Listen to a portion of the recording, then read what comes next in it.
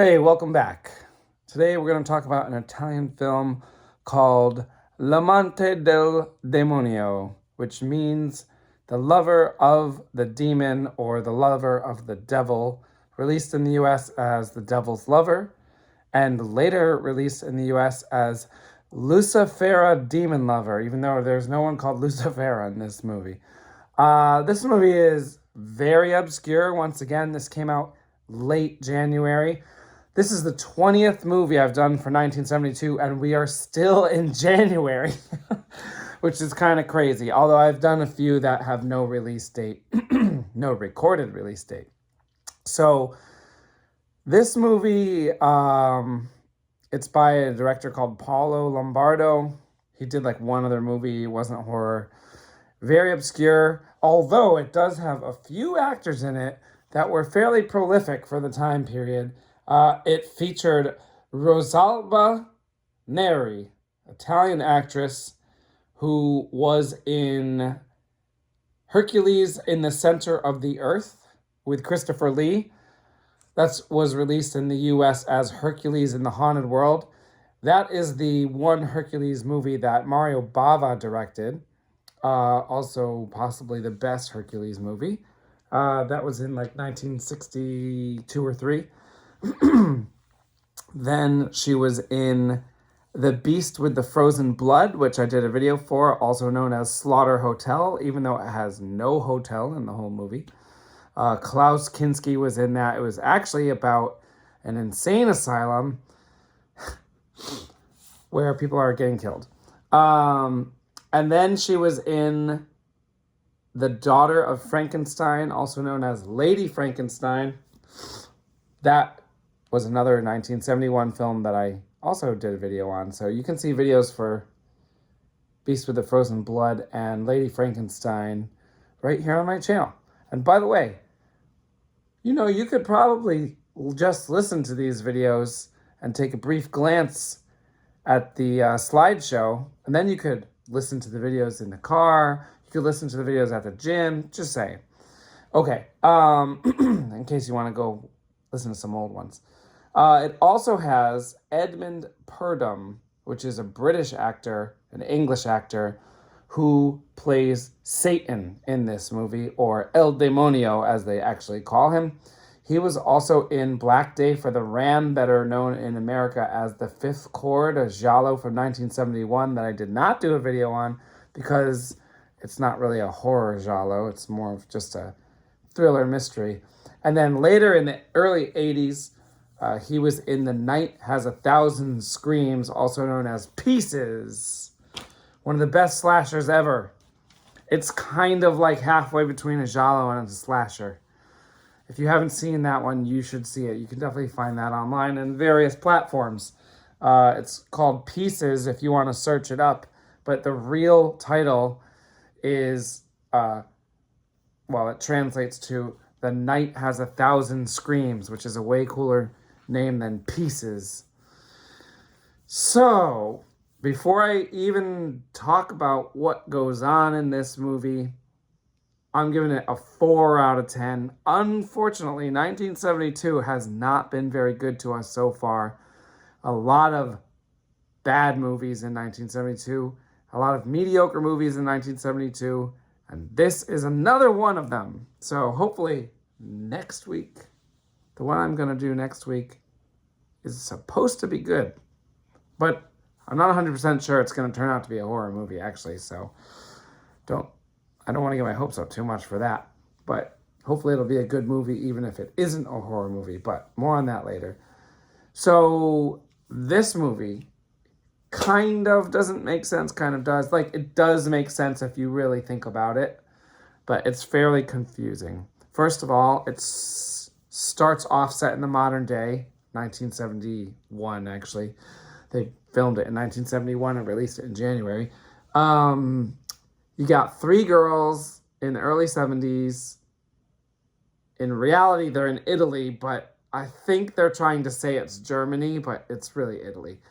They go to a castle, and they want to stay the night because they heard that the devil owns the castle, like Satan owns the castle. Then the main girl, Rosalba Neri, falls asleep or passes out or something like that. And then I don't know. Oh wait, before that happens, she sees a painting of herself, of her, in the halls. And then she like passes out, and then either she wakes up in the past or she's just dreaming, one or the other. You never really find out. She wakes up in I'm going to guess the 1700s. Everybody looks like a pilgrim. I don't know if there were German pilgrims. And the reason why I say I believe this is supposed to be set in Germany and not in Italy, is because we have characters' names such as Helga, Hans, Helmut, and also Magda, which I don't know if that's a German name or not, but those other three definitely are. So she wakes up as Helga in what seems to be pilgrim times, although I don't know that there were German pilgrims. She wakes up, so I'm assuming this is supposed to be set in the Holy Roman Empire, because Germany was part of the Holy Roman Empire in the 1700s. So she wakes up as Helga, and she's getting ready for her wedding. She's going to marry a guy named Hans. But Hans, by the way, this movie is not good, so I'm just going to say the best parts of it. It's not really spoiling it. Also, there's no plot. Well, like, there kind of are some plot twists. You know, if you really want to watch it, just watch it. It's not going to be any worse if you know what happens. Because there weren't really any great surprises in the movie. So she is going to marry Hans. She's getting ready for her wedding. Then this other girl named Magda shows up, and she loves Hans. She tries to get Hans to break off the marriage. He says no. Then he goes away. Then this other guy named Helmut comes over, and he loves Magda.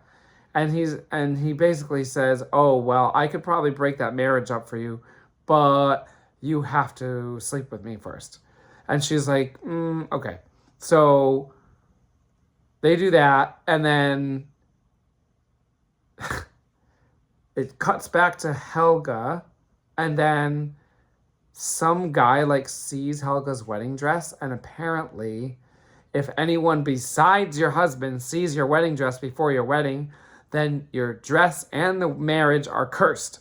And so she tries to remove the curse from her marriage, and she goes and sees a witch. Okay, so now we have a witch in the movie. All right, she goes and sees the witch, and the witch says, bring me 2 virgins, and if you do, I'll remove the curse. So she brings her 2 virgins, and then the witch takes the virgins.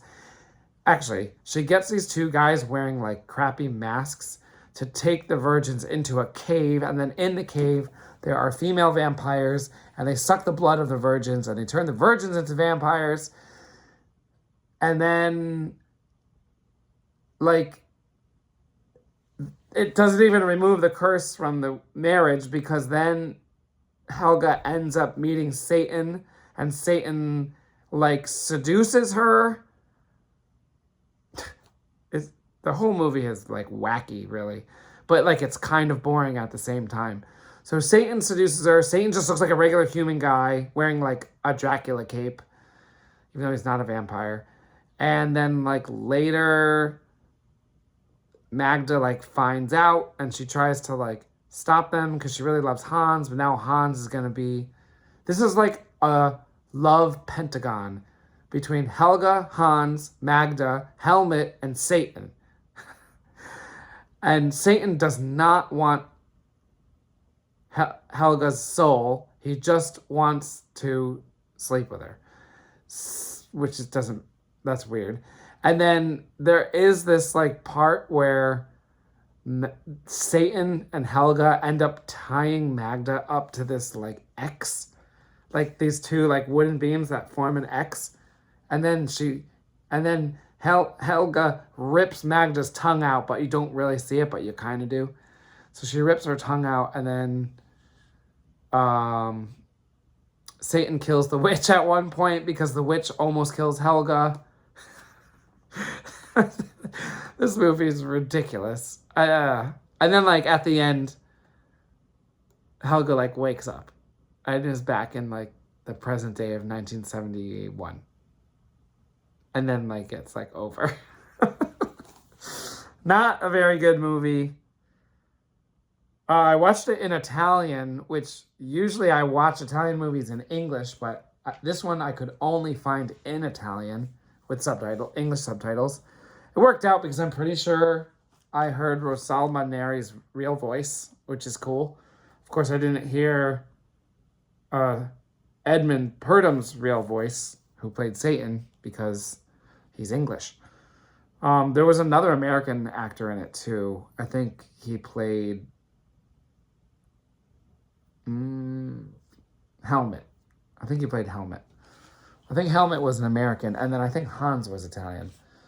That's pretty much it. So like a bunch of weird stuff happens. It like kind of does make sense. I want to like it because it has Satan and a witch and vampires, although the vampires are only in a brief scene, one brief scene. That witch was kind of cool. Apparently she's in a bunch of other movies, but like she's always uncredited. Like she was in Four Flies on Grey Velvet, Dario Argento movie from 1971. She's like just like a random like uncredited bit part. She's also in the 1985 movie Demoni or Demons. That was a Dario Argento produced film. I think Lamberto Bava might have done that. Mario Bava's son. She's in that, another bit part, and she's in a couple other things too. It's just like kind of too bad. This is probably her biggest role. Yeah, that's it. So, The Devil's Lover, not great. I read that some Italian film historian said that it is possibly the most obscure film of the era.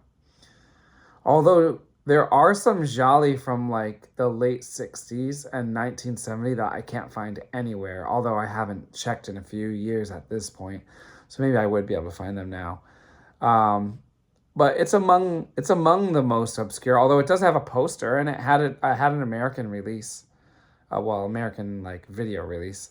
Oh, I forgot to mention. This was produced by Nova Films, which did no other films of note, but it was released by Regionale, which also released Le Regine, the Queens. You may remember The Queens came out in 1970. In America, it was known as Queens of Evil. That movie was definitely better than this one. The Queens was about 3 witches that lived like out in a shack in the woods. And this motorcycle dude, actually this movie's like somewhat similar now I think of it. This motorcycle dude's riding his motorcycle and he pulls over to help this guy fix his car. And the guy ends up slashing the motorcycle dude's tires. And so he has to go like break into this witch shack and sleep there. That was the Queens or Queens of Evil.